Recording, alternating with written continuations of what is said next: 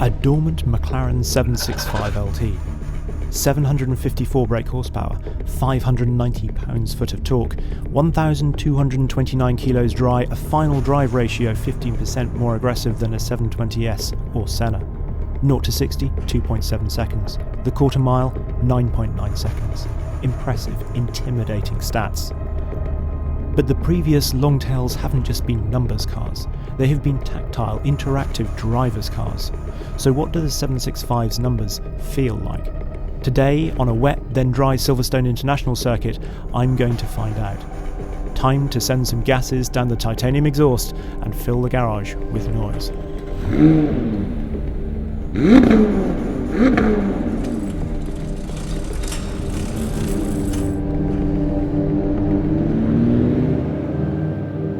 Green light up from this sort of sunken pit lane, which is always quite cool, isn't it, going out, sort of rising up onto the circuit here.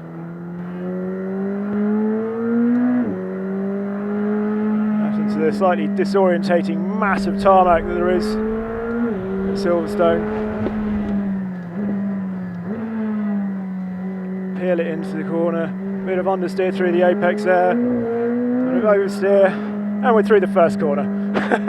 So we've already experienced understeer and oversteer through the first corner. Peel it through here and onto the hanger straight. Already racing through the gears. Got green light, red light, blue light, and that's 170 miles an hour. Brake nice and early first time into here, through the corner, birds on the apex. Squeeze it on out to that roll strip. Wow, it picks up so quickly when you really squeeze it. Down 3 gears. Try and still slippery around this bit here. Bit of oversteer there. Try and peel it into the start-finish straight. And off we go. Just slams into that limiter. Back down to 5th for this again. Run a bit wide, a bit more grip out in the middle actually there. Take a wider line through here as well, I think.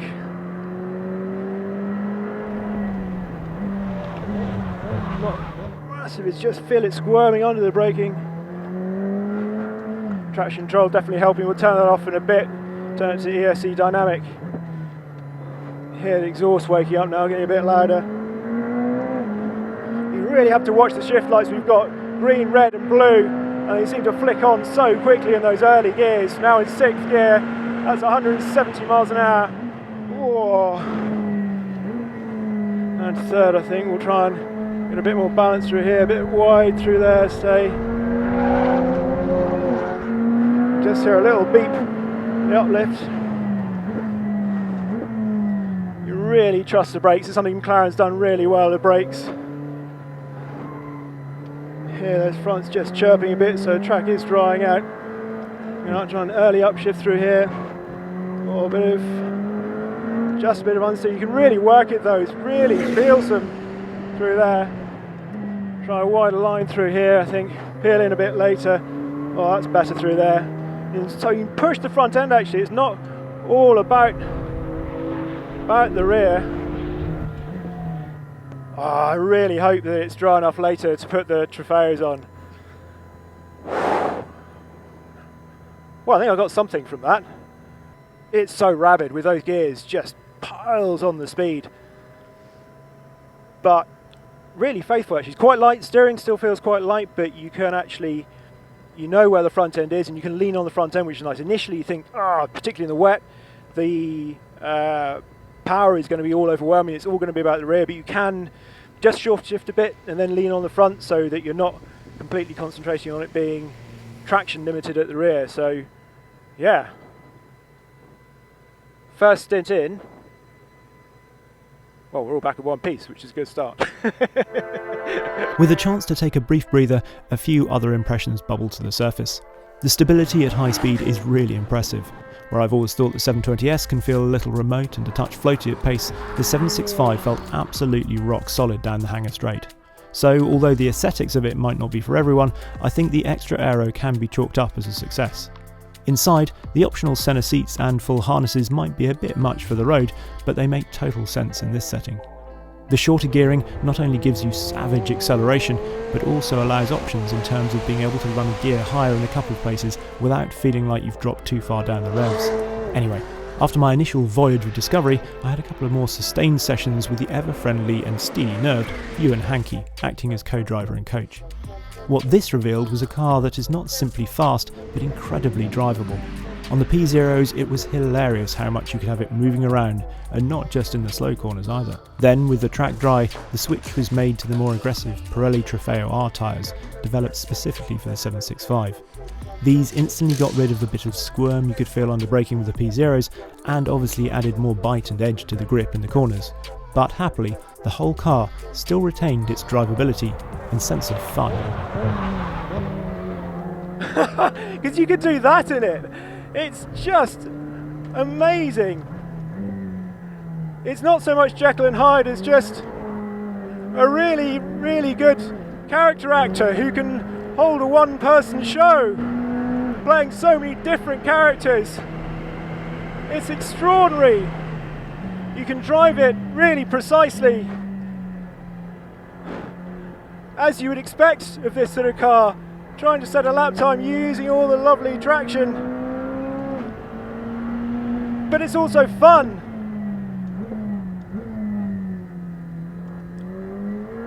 I love the balance of it.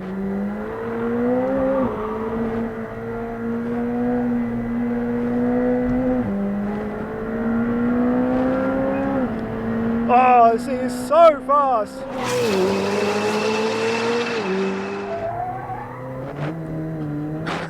And as you can see, you can drive it like the 600LT, so you can drive it off throttle, turn in, get it oversteering early in the corner, or you can drive it neatly. Or earlier on when I wanted to, I could drive it on the nose.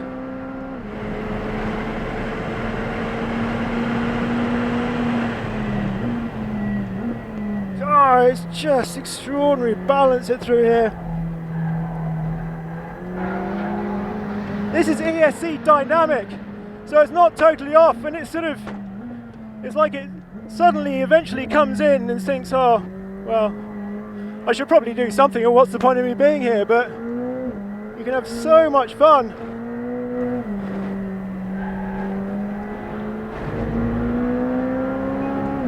This is a seriously, seriously fun car. Impressive, but fun. It gives you so much confidence. It's extraordinary. And these feelings of confidence and connection in the corners are exactly what bald numbers cannot reveal. This is not a car that's all about power, torque and acceleration. It's a car where you can sense the back end starting to swing through momentum alone as you turn into a faster corner, but not sense your own panic rising with it. Equally, the ability to loosen the rear of the car with a bit of trail braking in the tighter sections gives it a wonderful feeling of agility and adjustability before the apex. One more pass, I probably should have gone in by now, I know, but I'm trying to think of everything I want to say. This complex, just feel the nose.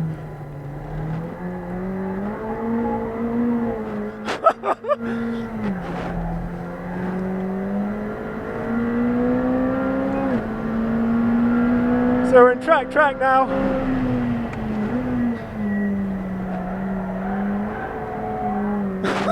That is the corner at the end of the pit straight on this international circuit. Ah, I've got to come in now. What a thing. They've nailed it with this. Absolutely nailed it. Ah, the LTEs. What a dynasty of cars they are building.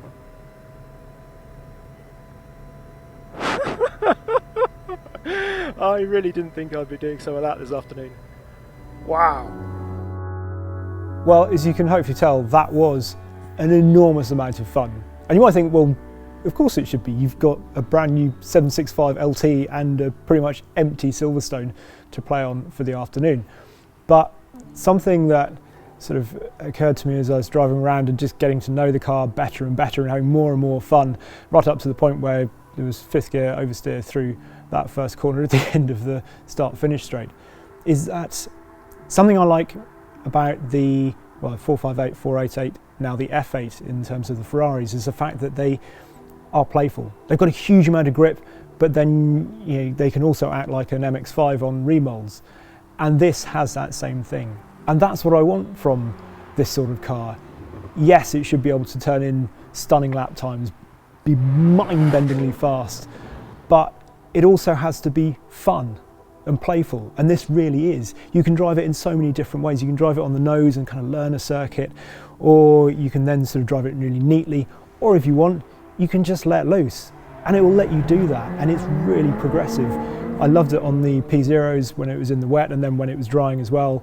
That was huge amounts of fun. Obviously you then get a big step change in terms of the amount of grip, but it's still fun. Yes, it takes a bit more effort, a bit more sort of, I suppose, bravery initially, certainly, but it retains that playfulness, which I think is so key. I can't wait to drive it on the road, because obviously that's a whole other facet, and I'll get more of the noises and all that sort of thing. But for now, 765LT, yes please. Thank you very much indeed for watching. Please do think about subscribing to the channel if you haven't already, and if you'd like to know more about the 765LT, then why not click on the link and watch our full walk around of the car from earlier in the year when it was unveiled.